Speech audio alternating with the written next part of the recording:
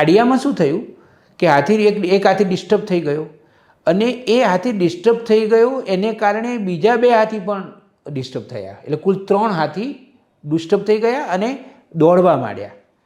એમાં એવું છે કે એક માદા હાથી, જેને તમે હાથીણી પણ કહી શકો, એ માદા હાથી બહુ ડિસ્ટર્બ થઈ, એની અસર બીજા હાથીઓ ઉપર, નર હાથીઓ ઉપર પણ પડી અને એ લોકોએ રિએક્શન આપ્યું.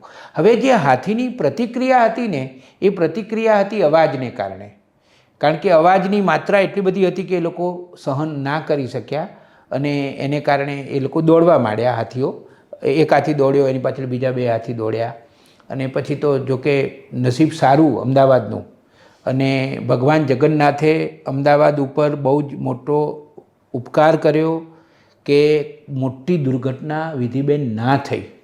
નહીંતર હજી હમણાં થોડા દિવસ પહેલાં જ અમદાવાદમાં એર ઇન્ડિયાનું પ્લેન ક્રેશ થયું હતું અને બહુ જ મોટી સંખ્યામાં લોકો મૃત્યુ પામ્યા હતા.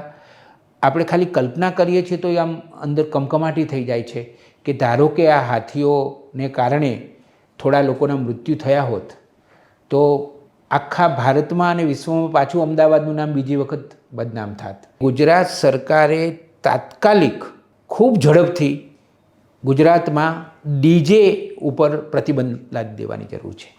આ ખરેખર બહુ જ જોખમી છે. ખરેખર તો ભગવાન જગન્નાથે આપણને ઇન્ડિકેશન આપી દીધું છે કે તમે ડીજેની બાબતમાં તમે ચેતી જાઓ. આ ડીજેને કારણે તો ખરેખર ખૂબ જ નુકસાન થઈ રહ્યું છે. આજે ડીજેનું પ્રદૂષણ છે, એ પ્રદૂષણમાંથી કોઈ ચોક્કસ નક્કર માર્ગ કાઢવાની જરૂર છે.